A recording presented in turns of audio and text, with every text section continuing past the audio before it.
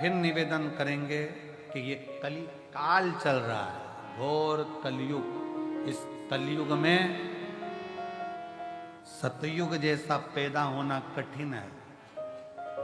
इस सतयुग जैसा पैदा होना कठिन है।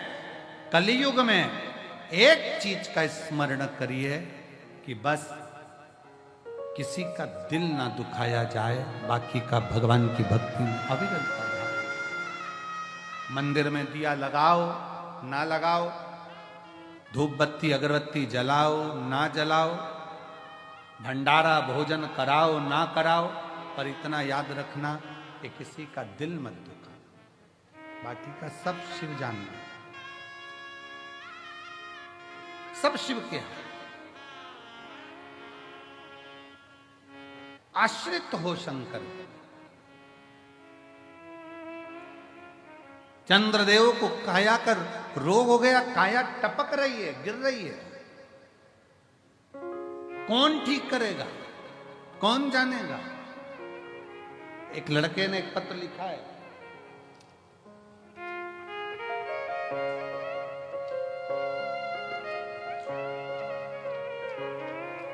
मेरा नाम राजेश प्रसाद कुशवाहा है, मैं उमरी वार्ड नंबर 2 जिला सतना मध्य प्रदेश से आया हूं। मेरा मोबाइल नंबर ये है, कहीं बैठे हो तो हाथ हिला सकते हैं, या उनके घर से कोई बैठा हो तो वह हाथ हिला सकता है। पत्र को LED पर पढ़ सकते हैं। राजेश प्रसाद कुशवाहा, उमरी वार्ड नंबर 2 जिला सतना मध्य प्रदेश से आया हूं। मेरा मोबाइल नंबर ये है। मेरे भोले बाबा का मैं क्या गुणगान करूं। साडू भाई के एक ही लड़का है जिसका नाम शिवम कुशवाहा है। गुरुजी, लड़के की शादी दिनांक 30/5/2024 को होनी थी। शादी के कुछ ही दिन पहले 22/5/2024 को एक रोड एक्सीडेंट में लड़के का हाथ कट गया दाहिना, और दाहिना हाथ पूरा चले गया, कंधा कट गया, कंधा टूट गया। डॉक्टर के हिसाब से यह हाथ नहीं, हाथ को काटना पड़ा। सतना, रीवा, जबलपुर हर जगह पर उसका इलाज चला, पर उसका हाथ नहीं बचा। अब लड़का कहने लगा कि मेरा विवाह तो अब होगा नहीं, क्योंकि लड़की सुंदर है, वो मेरे जैसे विकलांग से क्या शादी करे। तब मां कहती है लड़के की, चिंता ना कर, अगर तू शिव की भक्ति करता है तो चिंता न करना, वो विवाह भी होगा। और वही हुआ। शिव की कृपा ऐसी हुई, लड़का हाथ तो कट गया, जब हाथ कटने के बाद पुनः वापिस जल चढ़ाना प्रारंभ किया तो बाबा की कृपा से उस लड़की ने कहा कि अब मैं शादी इसी लड़के से करूंगी जिससे मेरा विवाह पक्का। गुरुदेव, एक हाथ का लड़का, उससे कौन विवाह कर सकता है? परंतु मेरे भोले तेरा सहारा है, मेरे भोले तेरा सहारा है, मेरी नैया का तू किनारा है, मेरी नैया का तू किनारा है। मेरे बाबा तुझे पुकारा है, मेरे बाबा तुझे पुकारा है, मेरी नैया का तू किनारा है, मेरी नैया का तू किनारा है। शिव की आश्रितता रहे, भगवान शंकर की शरणागति रखे, और जब शिव की आश्रितता होगी, शंकर भगवान की शरणागति होगी, तो जीवन के सारे दुख अपने आप कटते चले। दुनिया के सारे दुख अपने आप कटे। आपका विश्वास दृढ़। चंद्र ने विचार कर लिया, चंद्र के मन में यह भाव आ गया चंद्र ने अपने मन में यह भाव उत्पन्न कर लिया कि अब मुझे कौन बचा सकता है, तो देव ऋषि नारद ने कहा अब केवल एक ही बचा सकता है और वो है देव अधिदेव महा। ओ भोला सब दुख भोला सब दुख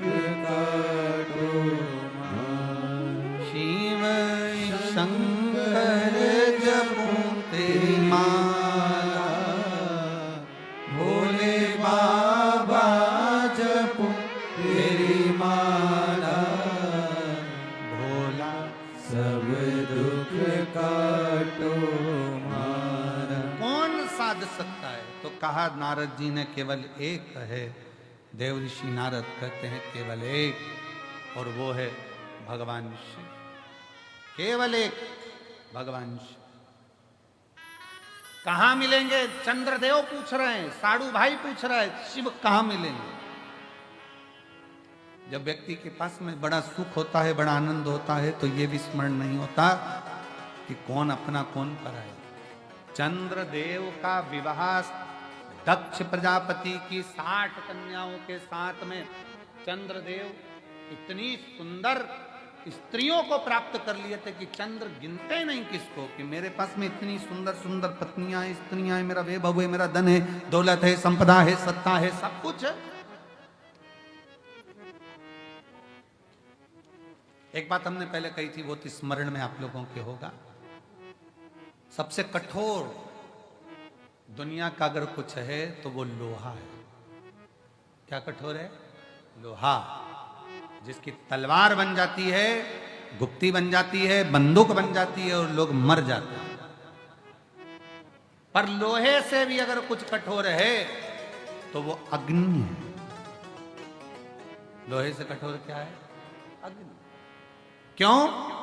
अग्नि लोहे को भी जम के बोलो जरा, गला देती।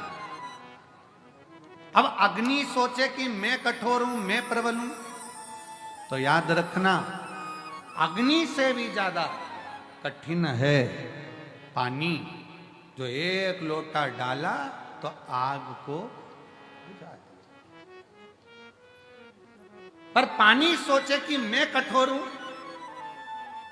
तो पानी अहंकार ना करे। पानी से ज्यादा वजनी है मनुष्य, लोटा भर के गटका जाता है। लोहे से ज्यादा भारी अग्नि, अग्नि से भारी पानी, पानी से भारी मनुष्य, लोटा भर के गटका जाता है। पर मनुष्य सोचे कि मेरे बराबर कोई नहीं, तो मनुष्य से भी भारी है बीमारी, जो अच्छे अच्छे पहलवान को भी निगल जाती है। मनुष्य से भी भारी है बीमारी, जो अच्छे अच्छे सूरमा को भी निकल जाती है। पर बीमारी सोचे कि मैं प्रबल हूं, तो बीमारी से भी भारी है त्रिपुंडधारी, जो बीमारी को भी निगल जाता है। बीमारी से भी ज्यादा भारी है त्रिपुंडधारी, जो बीमारी को भी निकल जाता है। वो त्रिशूलधारी, वो त्रिपुंडधारी, वो कुबेर भंडारी, वो साधारण।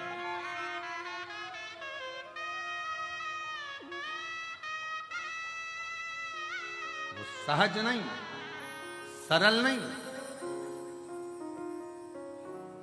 तेरी कृपा का क्या है भरोसा, कब किस पर हो जाए जरा सी हम पर कर दो, जरा सी हम पर कर दो।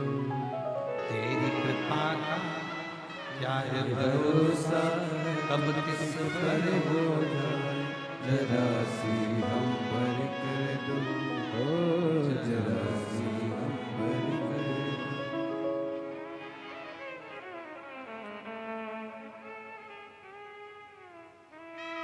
बस इतनी सी कृपा हो जाए कि आप शीश झुकाएं और बाबा आपका कल्याण कर जाए, तो इससे बढ़कर और क्या चाहिए?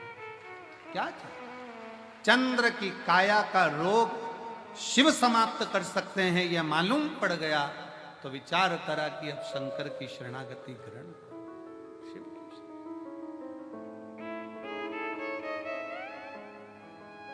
चंद्रदेव ने नारद जी के कहने पर शंकर जी की आराधना करना प्रारंभ कर। कैसे राजी होंगे? अभी तक चंद्र शिव को नहीं पहचान रहे थे, अभी तक चंद्र शंकर को नहीं जान रहे थे, अभी तक तो चंद्र शिव को जानने का प्रयास नहीं, जान नहीं पा रहे थे, पहचान नहीं पा रहे थे। अब पहचाने चंद्र, अब पहचाने कि शिव साधारण नहीं है। हम अपनी ये साधारण सी दृष्टि से, नयन से भगवान को पहचान नहीं पाते हैं, हम जान नहीं पाते।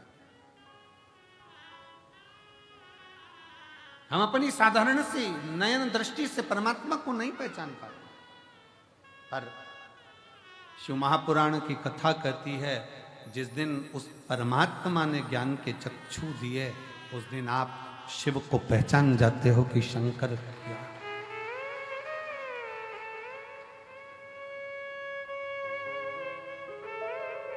पहचान गए। चंद्रदेव ने बालू रेत का शिवलिंग बनाया और बालू रेत का शिवलिंग बनाकर चंद्रदेव ने जो पूजन करना प्रारंभ करा, शिव जी को क्या दिया? चंद्रदेव ने शंकर भगवान के मंत्र का जाप नहीं किया है, चंद्रदेव ने शिव जी की स्तुति आराधना नहीं, बल्कि एक पार्थिव लिंग का पूजन, जल लिया समर्पित किया, जल लिया समर्पित किया। और फिर निवेदन है, शंकर का एक लोटा जल तुम्हारा एक दिन जरूर बदलेगा, कल ये निश्चित है। चढ़ाया।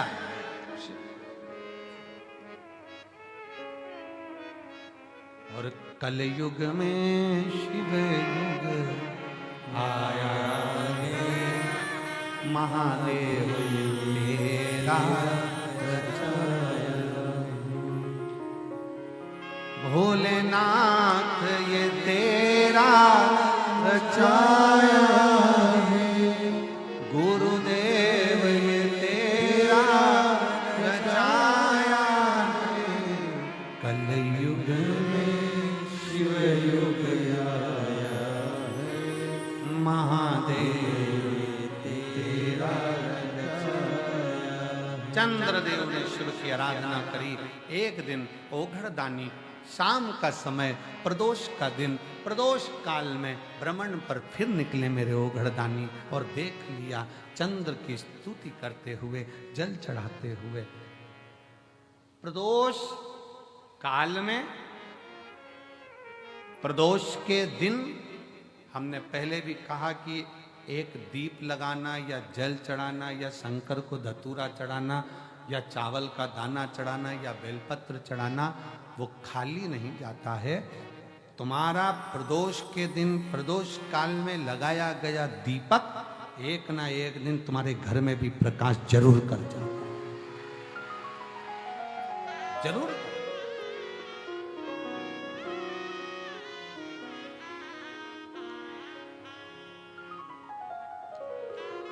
चंद्रदेव की काया से जो रोग उत्पन्न हो रहा था उसको मिटाया शिव।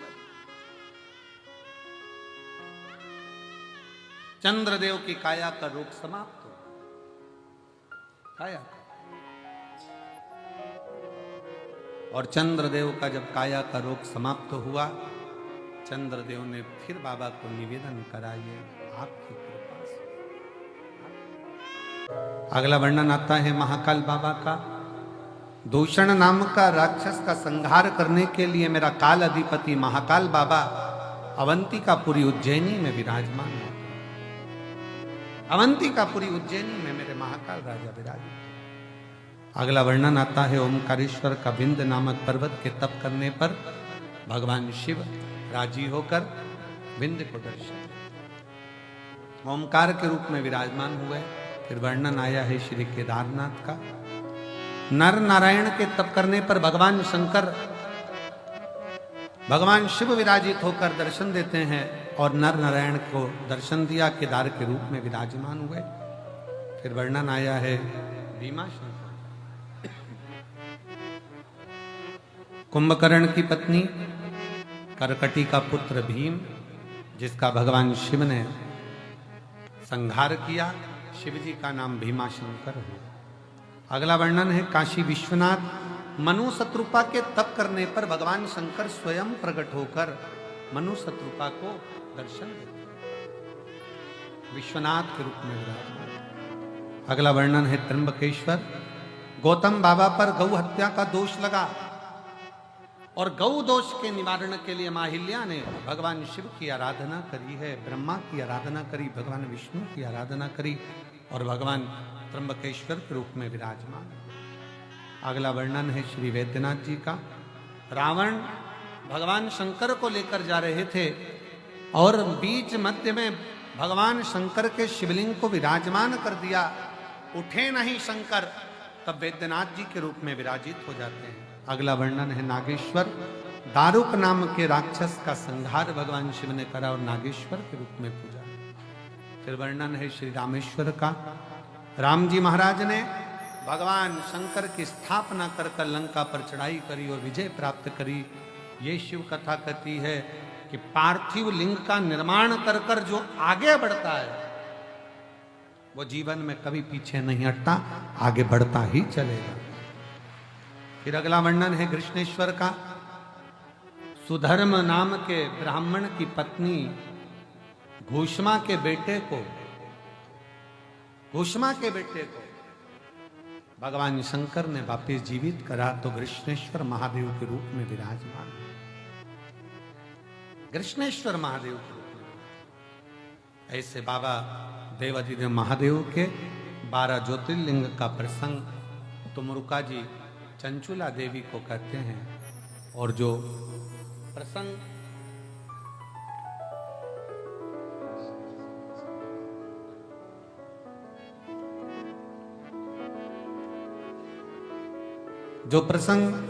तुमरुका जी चंचुला देवी से कहते हैं और चंचुला देवी उस प्रसंग को सुन अपने जीवन को आनंदित करती।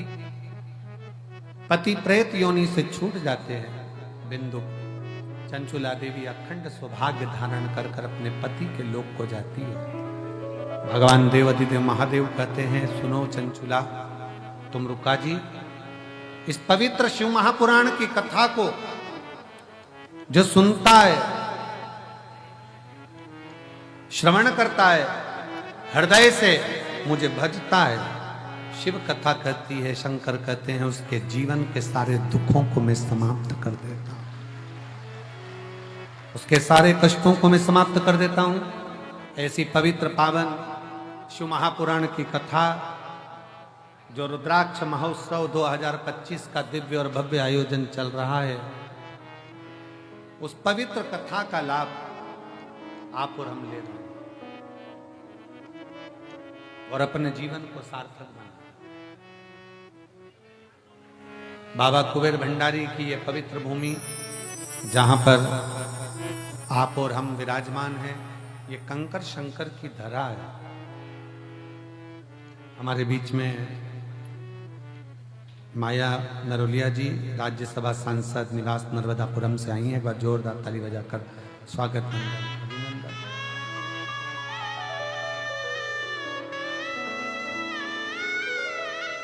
ये कंकर शंकर की भूमि है, ये पवित्र कंकर शंकर की धरा है, जिस धरा पर आप और हम 7 दिन तक विराजमान रहकर कंकर शंकर की भूमि पर उसका भजन करते हुए श्री शिवाय नमस्तुभ्यम को जपते हुए इस पवित्र कंकर शंकर की भूमि पर आज रुद्राक्ष महोत्सव का विराम दिवस होने जा रहा है। मेरी जीजियों, मेरे जीजाओं, मेरी बेटियों, बेटाओं, मेरी माताओं, ये कुबेरेश्वर धाम किसी एक का नहीं, आपका मायका है और पूरे विश्व का एक पुण्यमय स्थल। ये रुद्राक्ष उत्सव किसी एक के बस की बात नहीं है। प्रत्येक वर्ष जब से बाबा ने वो माँ शारदा फूल वाले भैया फिरोजाबाद वाले हैं जिनका हाथ मेरे देवादिदेव महादेव ने पकड़ा, तो रुद्राक्ष उत्सव का पूरा फूल का श्रृंगार दिल्ली से फिरोजाबाद से फूल खरीद कर वो हर साल फुलेरा बांधने के लिए आते हैं। मैं उनको साधुवाद देता हूँ, धन्यवाद देता हूँ। एक बार जोरदार ताली बजाकर उनके लिए साधुता है जिन्होंने